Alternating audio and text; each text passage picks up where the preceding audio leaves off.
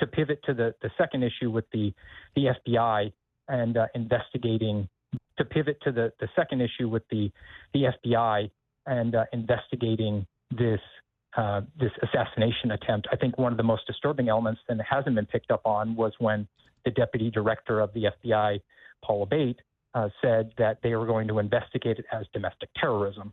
And that to me is, to the layperson, seems reasonable. You don't want to have blinders on. But being a subject matter expert here, the FBI is now going to slap a classified label on this investigation, and they're not going to be able to be transparent because you don't have a need to know. You don't have a security clearance. I'm sorry, Congressman.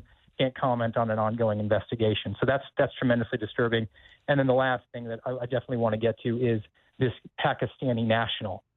Now, this is what I like to call the playbook that the FBI has been running the last 2.5 decades, particularly since 9/11, where essentially what they do to justify their existence as a bureaucracy, as a self-licking ice cream cone, they will identify a vulnerable person, an emotionally disturbed, maybe someone with radical intentions, but not capable of carrying forward an actual attack without the involvement of the FBI. They'll identify them, use confidential human sources, use undercovers, and then groom them for as long as it takes to engage or at least agree to engage in an activity that can be labeled as terrorism, and then they will arrest them. And the added wrinkle here was that they imported this Pakistani through the border. They sponsored him arriving. The FBI Dallas office actually was the signee on him arriving, and it wasn't just to slap the cuffs on him. They followed him and orchestrated this plot that could never have happened without the involvement of the government for 3 months, and then justify their existence with this big dismantlement stat, which is also tied to their quotas. This is just the FBI version of Fast and Furious, but with the exception of being guns with the ATF, we are now running terrorists so that we can justify our existence as an agency. So how fishy is that?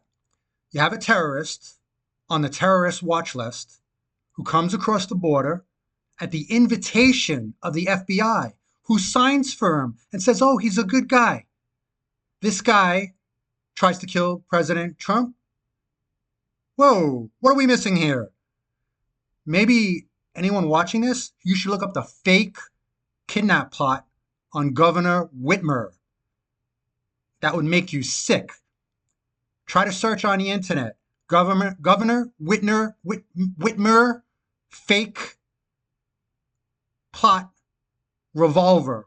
Revolver did the best write-up on that whole fake incident.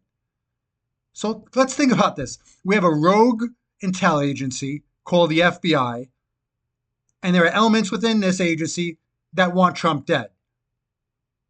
What are we missing here?